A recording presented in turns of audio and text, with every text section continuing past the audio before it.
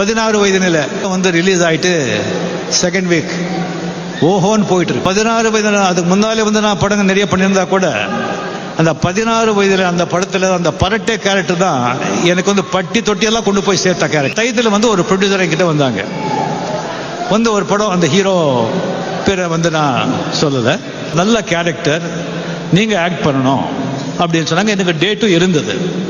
சரிங்க, ரெம்யூனரேஷன் எல்லாம் பேசணும்.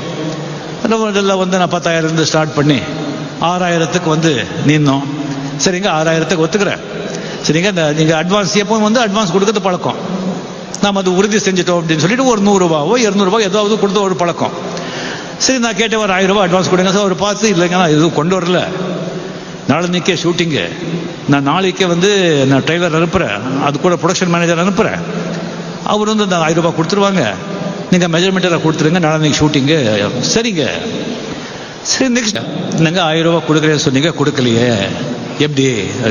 ஆமாங்க, நான் மறந்துட்டேன், நீங்கள் முன்படுங்க, நீங்கள் நாளைக்கு ஷூட்டிங் நீங்கள் வந்துடுங்க, நீங்கள் மேக்கப் போடுறதுக்கு முன்னால் நான் 1000 ரூபாய் கொடுக்குறேன், டெஃபினட்டாக நான் கொடுக்குறேன்னு சொன்னாங்க. சரிங்க அப்படின்னு சொல்லி நெக்ஸ்ட் டே வந்து 9 மணிக்கு வந்து ஷூட்டிங்கு, சீக்கிரம் மேக்கப் போடுங்க. நான் என்னங்க அந்த 1000 ரூபாய் கொடுக்கல. இல்லைங்க, நீங்கள் வந்து என்னங்க 1000 ரூபாய் கொடுக்குறாங்க, நீங்கள் மேக்கப் போடுங்க, வந்துடுவாங்க சொன்னாங்க. இல்லைங்க, 1000 ரூபாய் கொடுத்தா தான் நான் மேக்கப் போடுவேன்.